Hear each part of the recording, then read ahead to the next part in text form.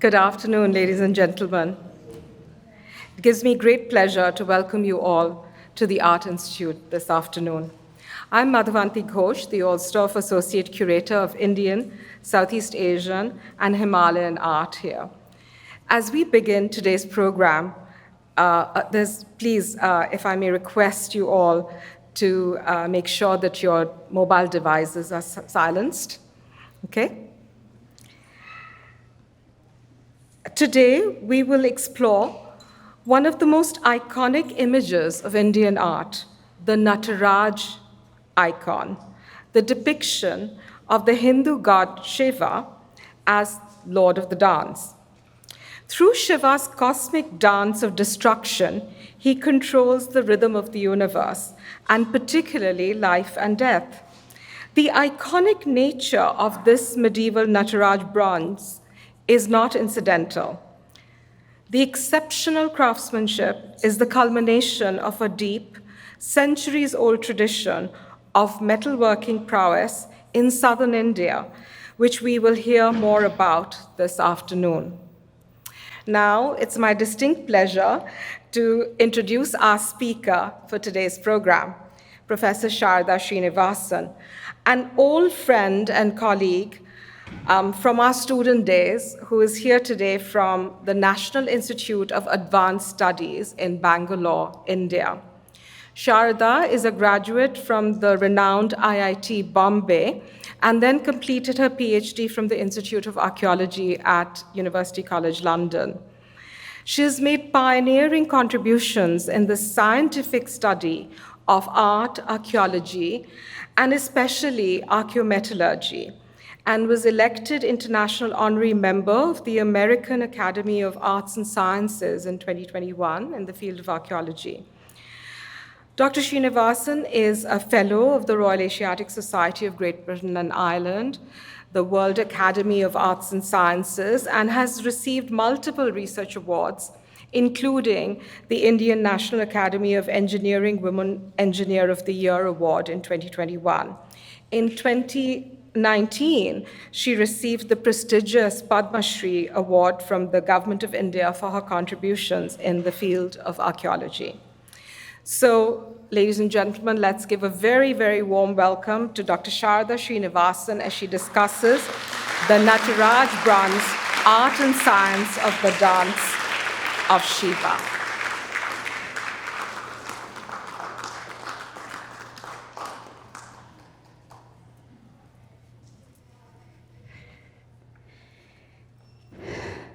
Good day to you. It is indeed a very momentous occasion for me to be speaking here in this very hall that the renowned Indian thinker Swami Vivekananda gave his inspiring sermon for the World Parliament of Religions in 1893 on global multi-faith dialogue. And I warmly thank the Art Institute and Dr. Madhavanti Ghosh, the dynamic curator, for this wonderful opportunity. My talk dwells on the rich and multifaceted tradition of medieval South Indian statuary bronzes, best exemplified by the iconic Chola bronze image representing the Hindu god Shiva as Nataraja, the Lord of Dance. I will try to explore how the image represented a dynamic interplay between art, technology, devotional and cultural expression while celebrating the heritage of dance and music. The talk draws on interdisciplinary research going back to my doctoral work, which Dr. Madhu kindly mentioned, which is also our old association back in London, going back to the work done in the 90s at the Institute of Archaeology, London, combining archaeometallurgical analysis with art historical inquiry. And through these approaches, I try to highlight how these magnificent metal icons epitomize a sophisticated confluence of metallurgical knowledge, aesthetic vision, and spiritual significance. Well, when I began my researches in the 90s, it was thought that the medieval Chola bronzes represented a sudden and unprecedented efflorescence of skilled metallurgy. From the northwestern land routes, metallurgy was thought to have diffused into the Indian mainland and eventually peninsular India and the southern tip of Tamil Nadu. However, recent findings suggest that the Tamil region of southern India was an ancient metallurgical crucible in its own right. 4 recent AMS dates on charcoal from the top laboratory of Beta Analytics, Florida, pushed back the dates for iron-bearing coastal urn burial sites of Shivagalai and Adichinallur in Tamil Nadu to prior to 2500 BC, ranking amongst the earliest known dates for the Iron Age in the world and making it coeval with the well-known Harappan Bronze Age of the northwestern part of the subcontinent. To explain this anomaly of how Neolithic southern India might have leapt into the Iron Age, I invoked the notion that Harappans familiar with copper smelting could have come to coastal Tamil Nadu via the maritime route, and then, not finding much copper, which is copper ore, which is scarcer in southern than northern India, they may have experimented with more abundant local iron ores to discover and develop iron smelting here. This is not totally far-fetched, given some strands of similarities in material culture. For example, the undated female metal figurine unearthed by Alexander Rea in the 1900s uncannily resembles the terracotta female figurine from Harappa in the kamarband, headgear, and other details. And this map also shows the location of Thanjavur, which is a bit further north along the east coast. While the Chola dynasty's rise as patrons of temple art and sculpture in the 10th, 11th centuries at their capital of Tanjore meant that it grew into a great hub that nurtured traditions of music, dance, bronze casting, and painting, and many of these have continued into the present day. The granulite Brihadishvara temple at Thanjavur, built by Rajaraja Cholan, was consecrated in 1010 CE and was dedicated to the worship of the Lord Shiva. The walls are adorned with beautiful sculptures like this lifelike set of Shiva with his consort Parvati, which seem to gaze down at the devotees bustling about in the temple precincts. The classical South Indian dance of Bharatanatyam derives from the temple dance tradition of Sadir, which goes back to the Chola times with close links to the sculptural forms. The Brihadishvara temple had 60 metal icons according to inscription, of which only 2 remain in the temple. This set in worship is of Shiva as Adavalan, or the dancer, i.e. Nataraja, with the consort Parvati. Whereas the aniconic form of Shiva as the lingam was worshipped in the main sanctum, the anthropomorphic metal images were intended as Utsavamurti, or festival icons, for worship in procession, according to Shaiva Siddhanta Agama rituals. Images were also uncovered from hoards buried to save them from iconoclasm, such as by the northern Muslim Sultanate rulers or the Catholic Portuguese traders. And this Nataraja from Velankani was both stylistically attributed to Rajaraja Cholan and was also fingerprinted by me to the Chola period, as I will explain later, and it had 5% lead and 4% tin. However, the genesis of Nataraja worship goes back to the older coastal shrine of Chidambaram in Tamil Nadu, and this mural in the inner ambulatory of the Brihadishvara temple depicts Shiva dancing in the golden hall of Chidambaram. And there is also a small dancing figure of the fierce form of Shiva's consort as Kali. The Nataraja temple at Chidambaram was a major center following the Shaiva Siddhanta Agama canon by at least the 12th to 13th century. It is the only shrine where the anthropomorphic bronze Nataraja is worshipped in the main sanctum instead of the aniconic lingam, and next to this is worshipped a curtain space representing Shiva as the Akasha lingam or space. The 108 dance movements or karanas codified in the Natya Shastra, the treatise on classical South Indian dance, classical Indian dance in general, are depicted on the temple tower. And it was delightful to hear from Madhu that the Sanskrit Natya Shastra has now been inscribed by UNESCO. This is a lovely sculpture from Chidambaram where you can see the fine depiction of the dancer's blowing tresses falling over her shoulder. The word Chidambaram has a Sanskritic meaning of Chit plus Ambaram, linking the consciousness to the cosmos, and connects to the abstract monism of the saint Shankaracharya, who spoke of Sachidananda, the bliss of consciousness. But it may also be a later Sanskritization of the Tamil word Chinnambalam, or little hall. Another old name for Chidambaram was Thillai, and goes back to at least the 7th century and is associated with more earthly lore. This is where Shiva as Kutan, or the dancer, is said to have danced in the forest of Thillai trees, transforming from a wandering mendicant to perform the Ananda Tandava, the furious dance of bliss, quelling the dwarf demon Muyalagan or Apasmara associated with ignorance. Well, the Nataraja image was catapulted from its sleepy local milieu to global attention by the more contemporary artistic and philosophical responses from scholars, scientists, and artists. The renowned geologist turned art historian Ananda Kumaraswamy, in his seminal essay of 1912, The Dance of Shiva, wrote from 13th century translations of the Tamil text Unmai Vilakam of how the image represented the balance of forces of creation, or Srishti, depicted by the drum, with the forces of destruction, or Samhara, depicted by the fire and the flame held in opposite hands, surrounded by the Prabhavali, or the ring of fire, which he then described as poetry, but nonetheless science. The astronomer Carl Sagan mentioned that the image conveyed a premonition of modern astronomical ideas, a nascent prescience of the creation and destruction of the universe itself. The connoisseurly French sculptor Auguste Rodin, in his essay La Danse de Shiva, responded to the same image as Kumaraswamy to say, une chose divinement réglée, something divinely ordered, and commented on the morbidezza, the somber quality.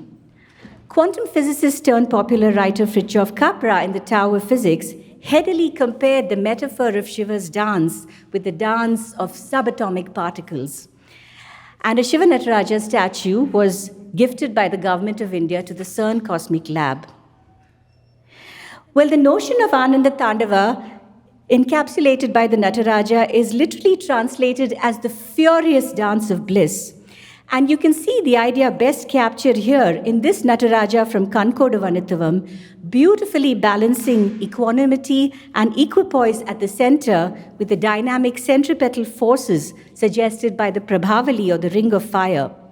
And this is an actual pose in a dance movement with the twisted torso and the lifted leg, described as Bhujanga Trasita Karana in the Sanskrit dance treatise of the Natya Shastra. And the design dexterously juxtaposes the human dancing form within a yantra-like geometric form of the six-sided star, or Satkona. And metaphorically, the image is said to have represented the Panchabhuta, or the five elements. And of course, I had been involved in the actual analysis of the elements of Shiva's dance through spectrochemical means, and found this to be a bronze of about 8% each of tin and lead. But the mystical connotations come through in this 9th century verse by Manaka Vachakar. Adiyum antamam illadavar, mundiya mudal nadu iridiyo manai. The one who is without beginning or end, the one who is what became before, what is and what will be. Another mystical verse by Manika Vachakar goes, when will I gaze upon him who is earth, wind, water, fire, and ether, capturing the five elements. And indeed, one can see the various elements depicted in the dancing Shiva, such as the flying locks billowing in the wind, described by the master craftsman Srikanta Sapati as Virunda Shadai. And the element water is represented by the mermaid-like river Ganga, captured in Shiva's locks, which break her turbulent flow in this amazing bronze from the Art Institute, Chicago. And you can see the spray of water droplets too.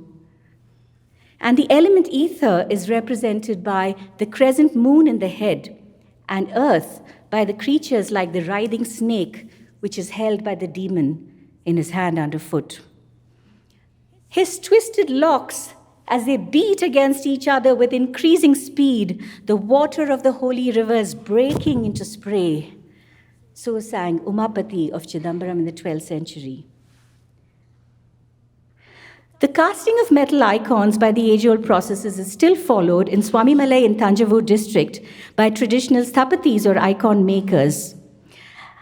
And the Sanskrit term Madhu Chahista Vidhana is described in the Shilpa texts, which corresponds to the lost wax process, And here, the image is first carved in wax following traditional measurement proportions and then covered in 3 glades of alluvial clay to form the mold.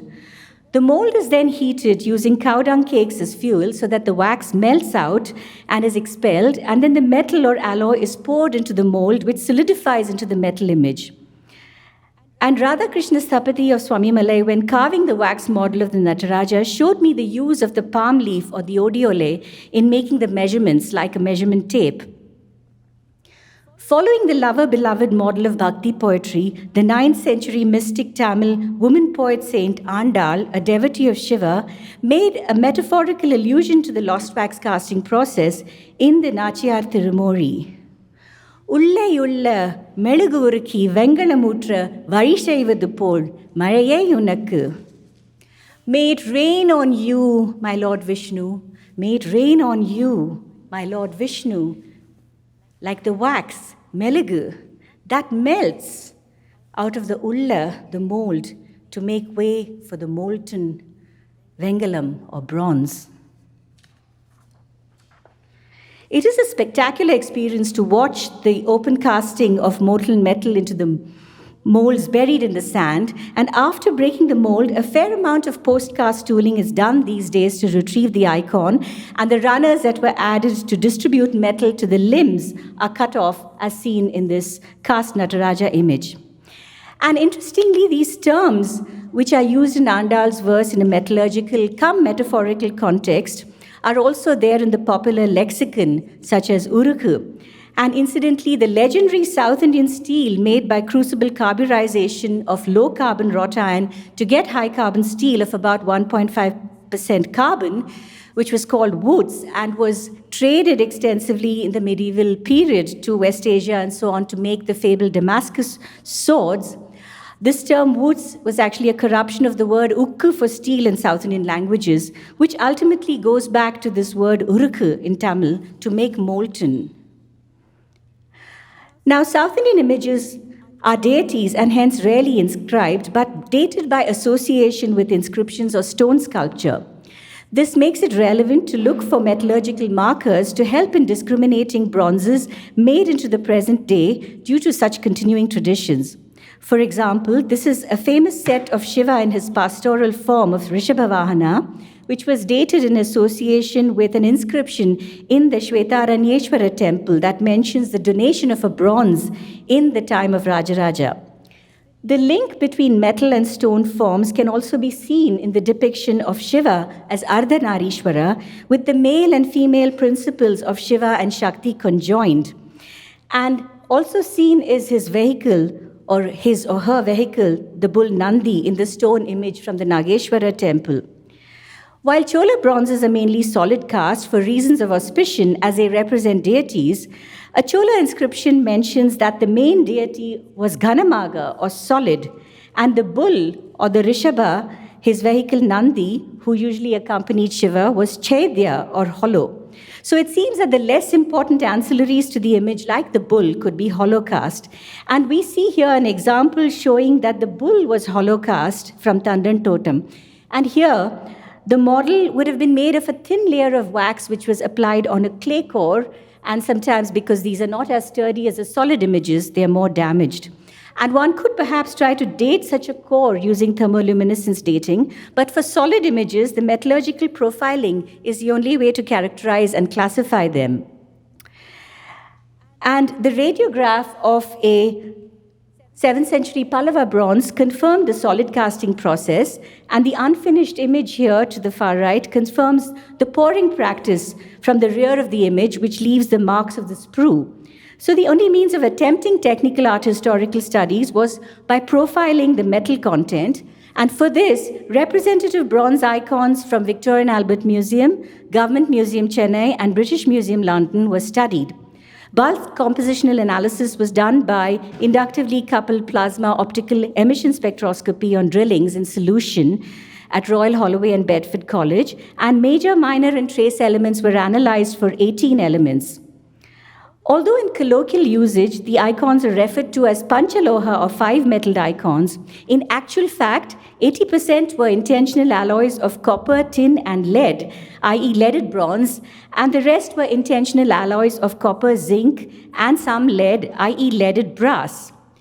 But interestingly, some systematic differences were found in different stylistic groups of the elements which were less than 1% known as trace elements. And this is also because such trace elements can be chalcophilic or related to the copper source. For example, nickel, arsenic, bismuth, antimony, cobalt, gold, silver, and sulfur. And these, taken together with lead isotope ratio analysis, which I'll explain, was used to fingerprint them.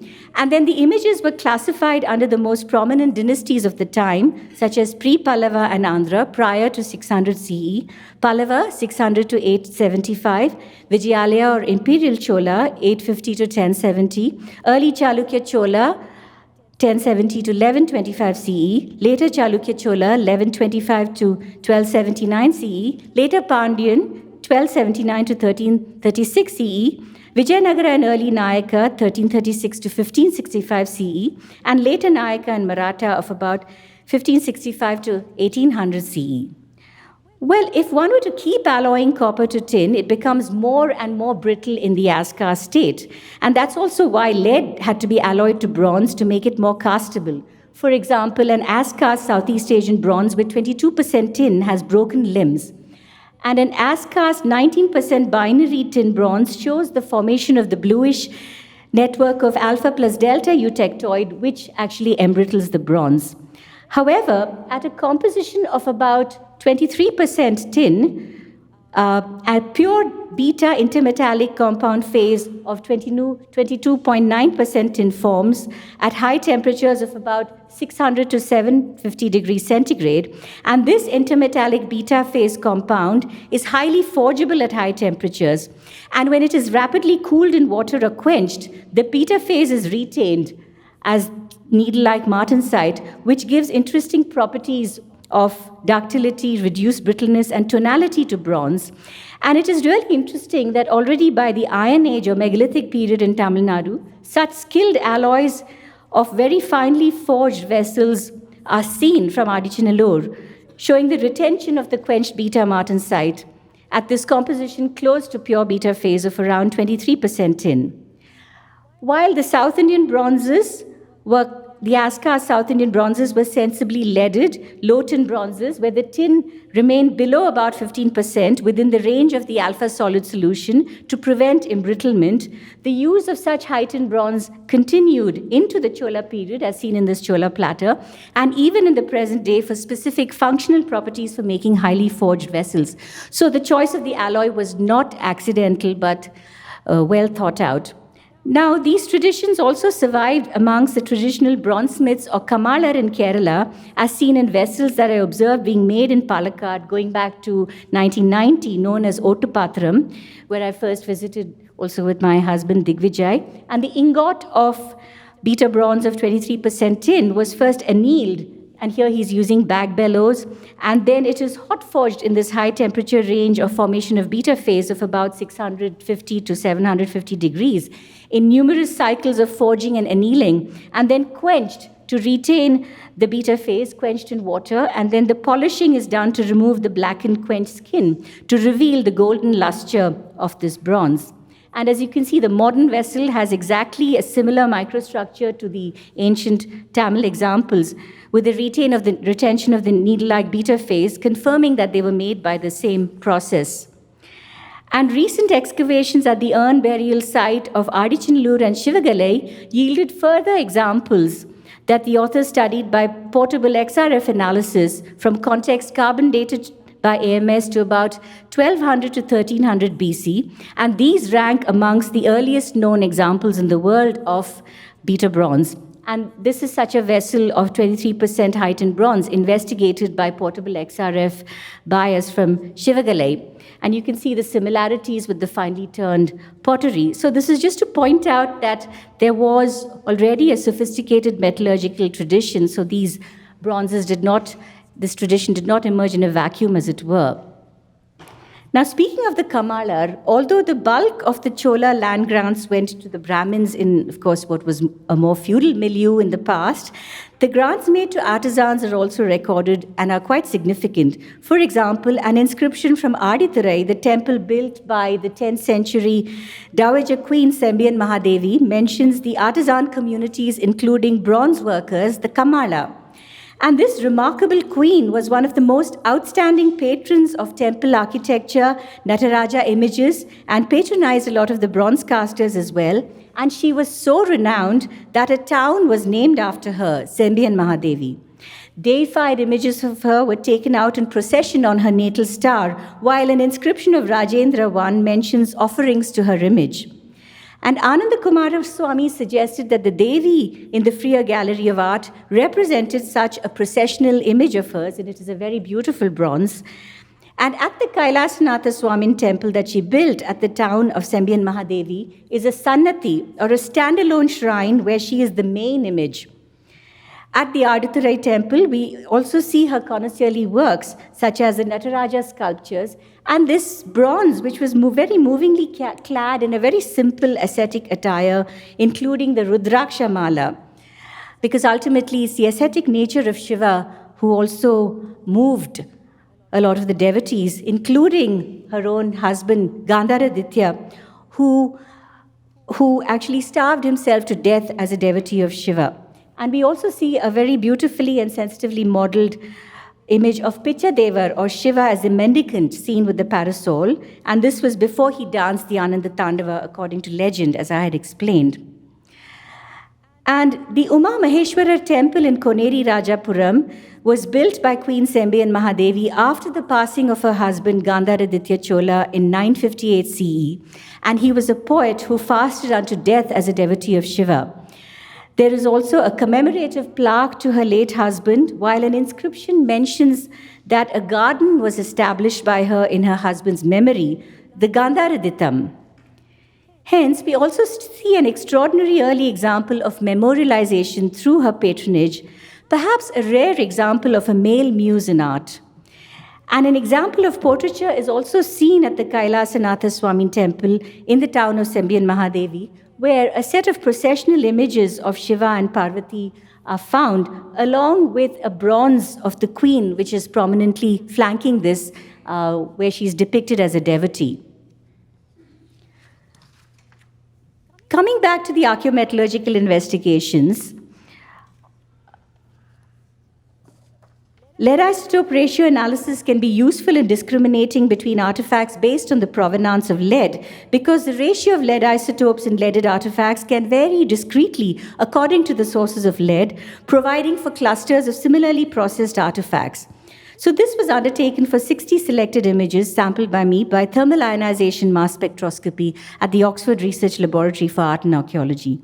Although a more complete data bank of lead isotope ratios of ore deposits is needed for more effective provenancing, the lead sources for some South Indian images could indeed be identified. For example, the metal for a Ganesha image from Nellore of the 18th century Maratha period was traced to the Dariba mine in Rajasthan. And Dariba is close to Zawar, which has yielded the earliest known evidence of zinc smelting with finds of retorts and furnaces for downward distillation of zinc vapor of the 11th century. And the lead isotope ratios of this very fine 1 meter high Jain Santinatha image, which was inscribed to the 1236 CE of the Solanki period, also matched the Ambaji mine in Gujarat, being of brass of 24% zinc.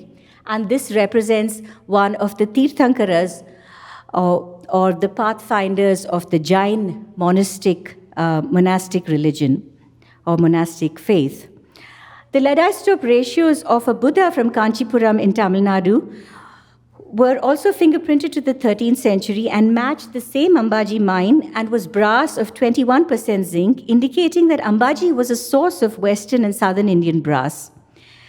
Now, Galena from Agni-Gundala in Andhra Pradesh, which I collected, matched the lead isotope ratios of 3 Shatavahana silver coins of the 1st to 2nd centuries, and also matched an unleaded Iron Age bronze bowl from Kodumanal, Tamil Nadu, which was AMS dated to about 5th century BC in a study that I had done with Ollie Price.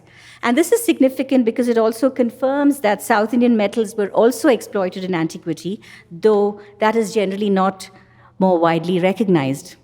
Now, that as the South Indian images tended to cluster together in this region, if we remove the outliers that we saw in the earlier figure and looked at the expanded scatter plot, we see further clusters which have internal coherence in terms of style and dynastic chronology. And this can be meaningful even without identifying ore sources. Now, the lead isotope ratios of the high imperial Chola bronzes, or Vijayala Chola bronzes, as I called it after the founder of the dynasty, tend to cluster in this ellipse 1, suggesting a discrete metal source. And amongst the examples that fitted this technical fingerprint and stylistic parameters was this fine Somaskanda from Nidur, with Shiva and Parvati and their child Skanda of 12% tin bronze. An inscribed Kali image of the fierce mother goddess of the early 10th century also fitted the Chola fingerprints, where she is depicted with the noose and the hair standing up dramatically. And Kali was also patronized because of the martial nature, as the Cholas were also, like many of those dynasties, engaged in battle and so on. And you also see that it is similar to a dancing Kali image, stylistically dated by Nagaswamy to Sembil Mahadevi's atelier, a very fine dancing image from Thiruvelangadu. And another sampled image which fitted this group was a similar Nishumba Sudhani, or the fierce goddess destroying the demon Nishumba, while an inscription of Aditya Chola of the 9th century also mentions the worship of this martial goddess, Nishumba Sudhani. Now, on the other hand, Vijayanagara bronzes of the 14th to 16th century associated with the feudatories and rulers of the Vijayanagara Empire located in Hampi in Karnataka had lead isotope ratios which fitted the ellipse 2. And they were prominent worshippers of the Lord Vishnu and his incarnations, such as the Prince Rama, in his form as the archer, the protagonist of the epic, the Ramayana. And in fact, there is a full-blown temple to Rama at Hampi, the Hajara Rama temple of the 15th century, in the time of Devaraya I, and not surprisingly, a couple of Rama images fitted the Vijayanagara group well. And one with a bow from the Victor and Albert Museum also had 21% zinc, suggesting that the ellipse 2 was also a zinc-lead source. And a Rama image was also fingerprinted to the late Chalukya Chola period of the 12th, 13th century, falling in the ellipse 7. Now, it also had a different set of proportions than the Vijayanagara one, following the Ashtatala canon, similar to an ideal man, whereas the Vijayanagara Rama fitted the Dashatala canon of a major deity like Vishnu. So this suggested that the Rama image actually had more prominence in the Vijayanagara era than the Shaiva Chola era. Now, the combination of trace elements with lead isotope ratios gave a way to tell apart early historic artifacts as well. And a fine example is this yakshi with a goose from the V&A, for which it was not known whether it was Kushan from North India, but the fingerprints and the lead isotope ratios did not match the North Indian ore sources, but better matched the South Indian artifacts. And indeed, it matches the style of an Indo-Roman early historic gold signet ring from Karur. And at this time, of course, there was a lot of trade between southern India and the Roman world. So you can see that it looks like an oval shape of a Roman signet ring, but the treatment of the figures of the Mithuna couple or lovers is very much of the Indian style. And most interestingly, although the earliest well-recognized production of metallic zinc in the world is from Zawar, another source of metallic zinc is suggested in the finds of a metallic zinc coin ingot with a Deccan Brahmi inscription. And the lead isotope ratios of this ingot closely matched that of a brass bowl from the Krishna Delta from the Andhra region in the Victor and Albert Museum, which also had 13% zinc, 8% lead, and 10% tin, so that this source could have been used to make this artifact, though we don't know where it was. And this hollow cast Avalokiteshvara of the 5th century also fitted the pre-Pallava and Andhra group of artifacts, And stylistically, it also shares inspiration with the early Andhra style of sculpture that you see at the great Buddhist centers such as Amravati and also Nagarjuna-konda, the Ishwaku Center at Nagarjuna-konda. And there was a wonderful exhibition at the Met of the early Andhra art. And one can also see how this type of image becomes a prototype for the Southeast Asian and Sri Lankan Buddhist images.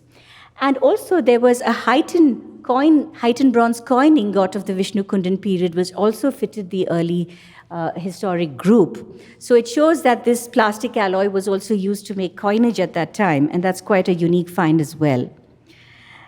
Now,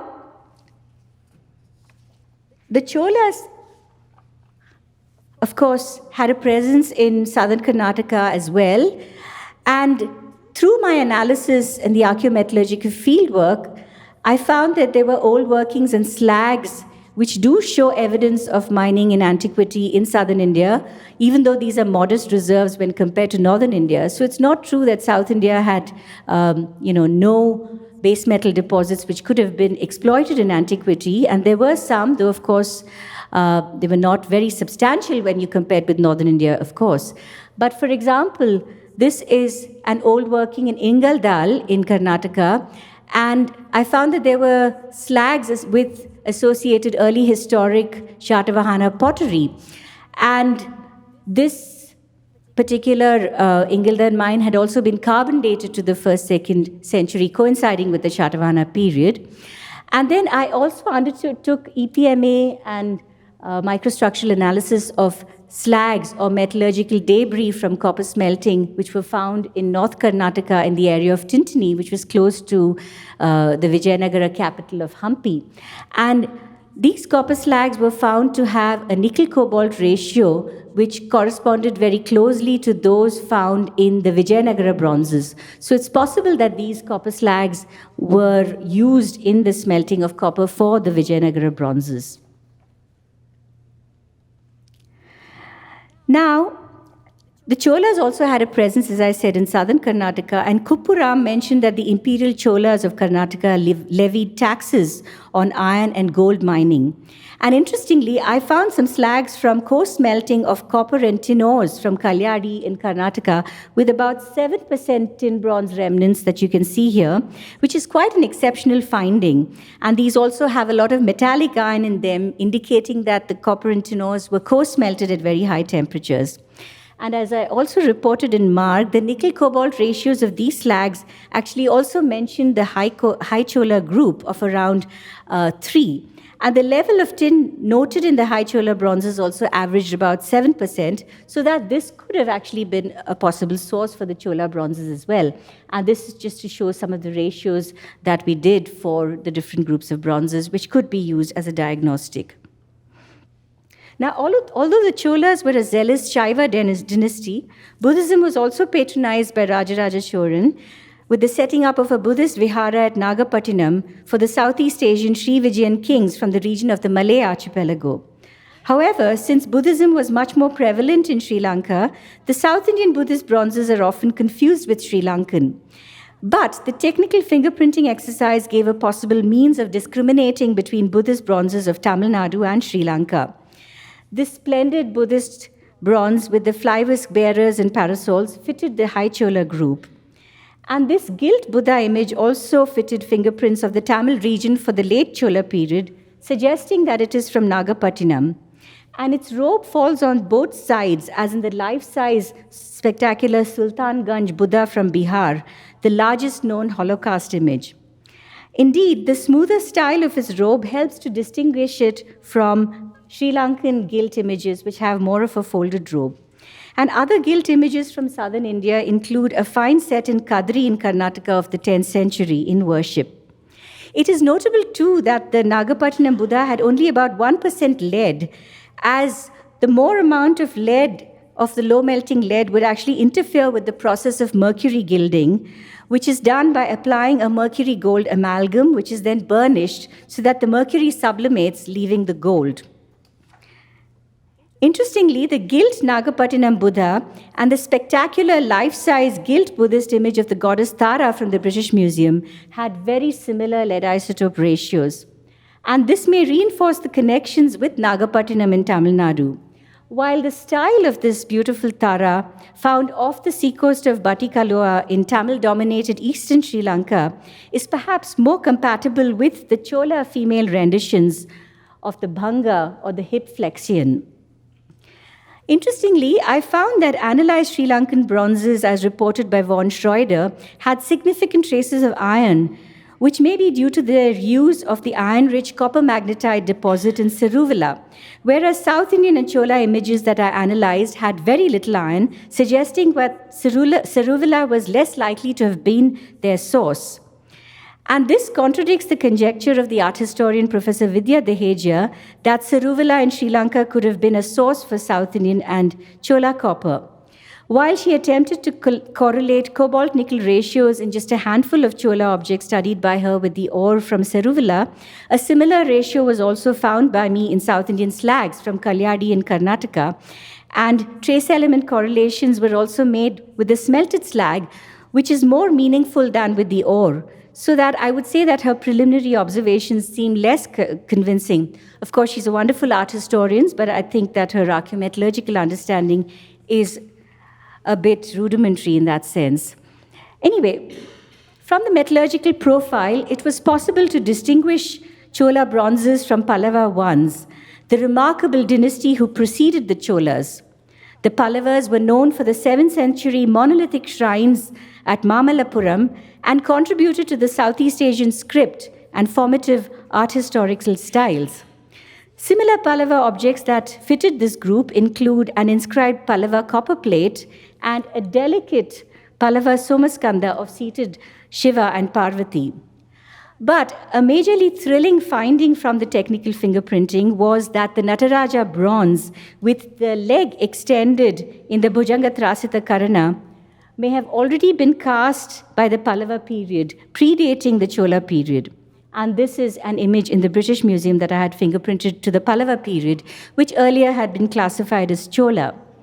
Indeed, Shiva is depicted dancing with the leg extended in Bhujagantrasita Karana in a stone pilaster in the 7th century Pallava cave temple at Siyamangalam.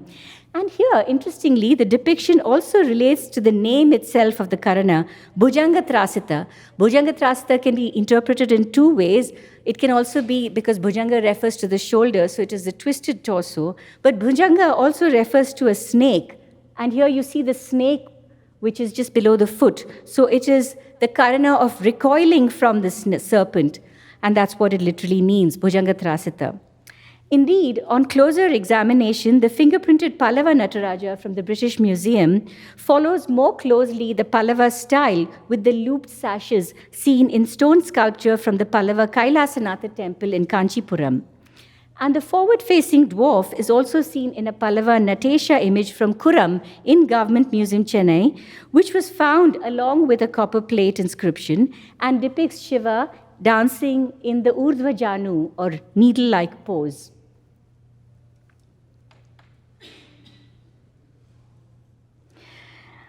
It is interesting to note how the iconographic progression is influenced by the adaptation to the properties of the tensile strength of materials used. The early Pallava style of Nataraja in metal, as exemplified by the fingerprinted Kuniyur Nataraja in Government Museum, Chennai, which was also thought to be Chola, and then I was able to date it to the Pallava period. And you can see how this copies a wooden prototype where, due to the poorer tensile strength of wood, the ring of fire was more elliptical. And you can see that in wooden images, a more elliptical halo, because, of course, wood does not have very good tensile properties. And the iconography of the lifted leg was hence executed in metal before stone. So that seems a logical progression, because stone has poorer tensile strength, as seen in this Nataraja from the 11th century Gangai Kondachorapuram, which needed a stone strut to prop it up. As they discovered the better tensile properties of bronze, the ring of fire gets more and more rounded. However, even so, they astutely realized the need to reinforce the aureole with an iron armature, since iron has even better tensile strength than bronze. And this is revealed in some damaged examples. And as I mentioned earlier, this image had 8% tin and 8% lead. Intriguingly, the Melaperambalam Nataraja, fingerprinted to the late Chola period of the 12th century, had certain iconographic aspects that connected to the Chidambaram temple, such as the hair bun in the style of the priestly Dikshitar. Moreover, the locks are depicted not flying as in the vigorous Ananda Tandava, but falling down more limply down to the shoulders. And according to late Raja Dikshitar, the portrayal of the locks falling down represent the Shanti Kuta, or the peaceful moment at the end of Shiva's dance. And it is also found in murals at Chidambaram. And interestingly, I also found a rare example of a Nataraja bronze inspired by this very specific Tamil tradition all the way in Thailand in the Bangkok Museum, also attributed to the 13th century.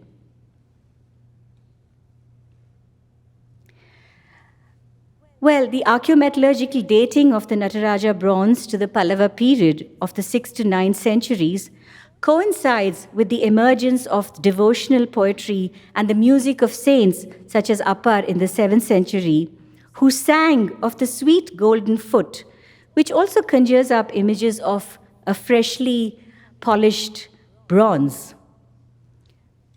And a nascent sense of connecting with the cosmos, which crystallized in later 13th century Shaiva Siddhanta writings, is already detected in Manikavachakar's verse, where he sings of the dancer in Tillai, who sports Vilayatu, creating, destroying this heaven, earth, and all else.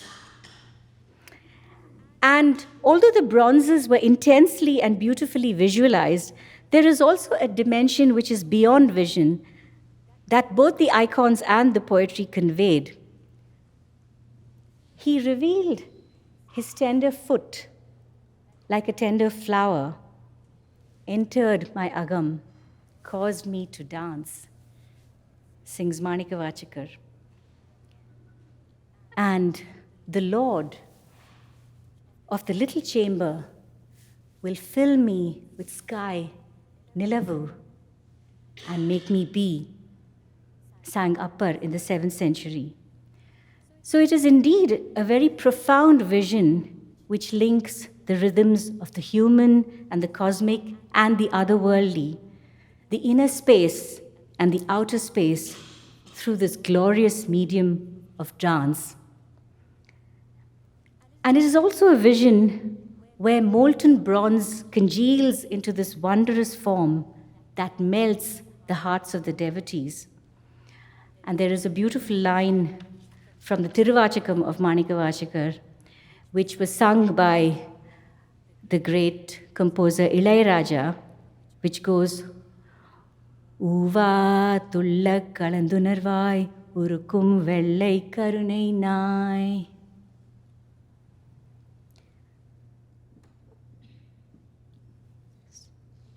So thank you very much, and a lot of people to acknowledge in this journey, too many to mention, and thank you so much for your kind attention. And some of the references in case some of you would like to see the papers. So I think we have some time for questions. Yeah, great.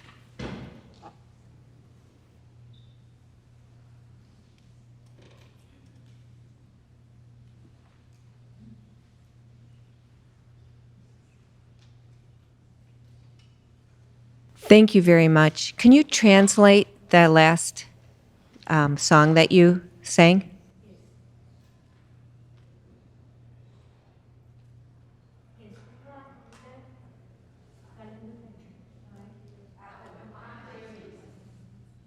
So what that said is the one who melts the innermost parts, and it's hard to translate in a way, and the one whose mercy is what makes this possible, this melting and this bringing about this oneness between the divine and the human. So it is that process of uruku, which is again a metallurgical term in a way, but the idea of melting in devotion, devotional ardor, I would say. Yes, thank you. So it's almost as if the bronze, it is formed from the molten and it solidifies, but then the vision of that bronze melts, makes you melt again, so it's that cycle again for me, which is very powerful and moving as well. Yes. Hi, thank you so much. This has been such an insightful look into the materiality of the piece. I'm curious, the luster images that you show of the pieces in the temple are gorgeous. Do you know why perhaps the piece here at the Art Institute is not polished? Or can you speak to any of that? So you're saying that in the temple bronzes, they had a certain luster. It's an interesting point. Perhaps those, you see, one thing is, of course, those that were in use, they would have been applying the oils and various other, like turmeric paste and oils and sandal and so on, which in a way, some of them have their own patina and so on, which has a certain luster, yes, you're right. Whereas the ones which were buried, obviously, those have developed corrosion products and so on. And I think also, perhaps one of the images you may have been referring to was probably also gilt, because that also would obviously convey that kind of luster. But yes, it's an interesting point, and actually sometimes, the vaults are so dark that it is quite hard to capture them very well photographically and so on. But that could be an explanation in terms of the ones which have been kept in the vaults, I would say, yeah. Thank you. Yeah. Yes. Yeah, we have two here. Yeah, sure. Right here? Yeah. There's one right up here? Yeah, sure. So, just collecting my thoughts here for a second.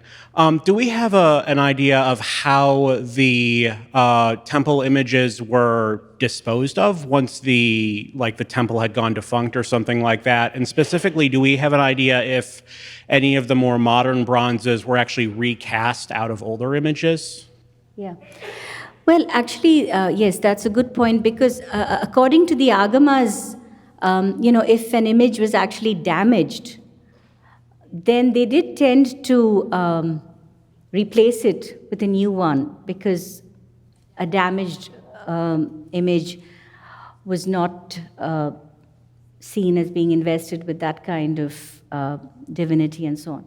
So, but I think that's also why they were kept in some of these vaults and so on, but they would have been replaced by a new image, and that does tend to happen. There is this idea of refurbishing the temples, the Kumbhabhishekam, and even the murals get repainted and things like that, which is a bit disconcerting for us, those of us who are art historians, but this idea of it's, in a way, perhaps it's because it's seen in a more transient light. I mean, there isn't this idea of collecting in that sense for that reason. So, because, life itself is transient.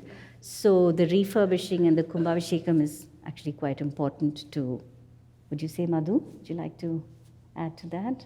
Yeah, thanks. We have one up here right in front. Thank you, first of all, for this wonderful talk, Professor Srinivasan.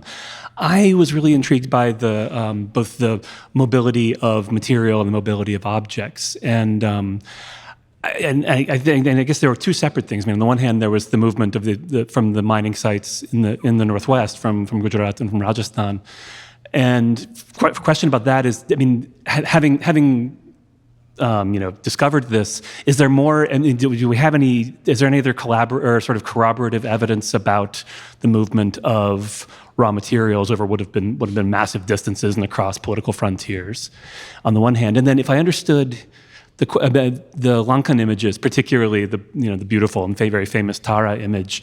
Do you think those were actually crafted on the mainland and imported, or would it have been Tamilian artisans in the island?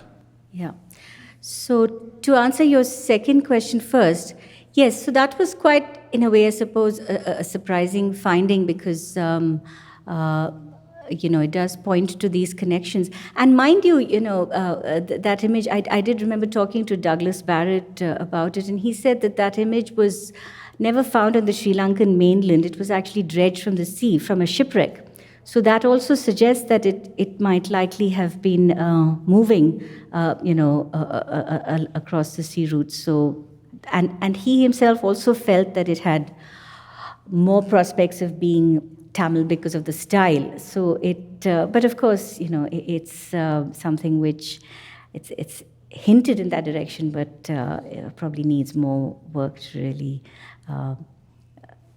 make more definitive conclusions about that. And then coming to your other question about, the fact that we're finding a bit of evidence for some metal at least coming from northwestern India. Again, I'm not sure how much of, inscriptional records there is about the mining sources, but I can see two things. One, of course, the 18th century piece, the finding of Dariba in Rajasthan seems quite logical also because the Marathas were, of course, a Western Indian dynasty who had then come into the Tamil region and were ruling there. So to that extent, it was, expected in a way, or rather, that was an interesting find. And the other one, the Kanchipuram Buddha, which matched that Ambaji bronze so well, that also actually is quite interesting. But I also wondered whether, the other aspect, of course, could be of recycling, because was it a Jain image that was recycled to make a Buddhist image? Because we, don't know what were the other kinds of nuances that could result in metal from that region. But the Jains apparently did have a hand to play with the movement of metals. I think that would be worthwhile to explore some more, because Zawar, of course, has a Jain temple, and that's one of the few ones which actually shows some metalsmiths, at work and things like that. So I think that certainly would be. We have another question over here. Hi, Professor. Thank you so much for the talk. My name is Dille Chelvin, so another name for Nataraja, so thank you for shedding a little bit more light on my name today. Quick question for you on the Shiva who had his hair down. I'm trying to understand, is that like one instance of where that's been seen, or have there been many instances, and is there more to the story about that feeling of being at peace? Because I understand he's meant to be constantly dancing. Yes. Now that seems to be a depiction which is only seen in Chidambaram. It's not found, it's not commonly found in the bronzes, but I guess one could postulate that this is associated with the Chidambaram tradition, because it is, the Ananda Tandava begins at Chidambaram and then it has to end. And this is what the late Raja Dikshita told me, that the bronze which is in worship, which of course some of us can't get really close and see it, but he mentioned that also had the locks fallen down. So it is something which I would say could well be attributed specifically to Chidambaram. And that's also why the Thai piece was quite interesting as to how that very specific tradition had gone there rather than, the Ananda Tandava. So I guess there are all these things to unpack about it. But and I think there is one more piece of that kind which is in the Rijksmuseum, but a very small one. And the Mela Perambalam Nataraja, I don't think anybody else commented on this aspect of the locks. But then when I found the dating by fingerprinting came to, the Chalukya Chola period, which is 12th, 13th century, because in fact some people dated it earlier and later. So that dating which fitted the time when this particular tradition had come into vogue at Chidambaram. So that's when the penny dropped for me that maybe this is actually the depiction of the Shanti Kuta. But again, of course, that is, a speculation, but that is, thanks. That concludes our program for this afternoon. Thank you. And thank you so much for the wonderful questions and discussions. Thank you all. Thank you all for coming.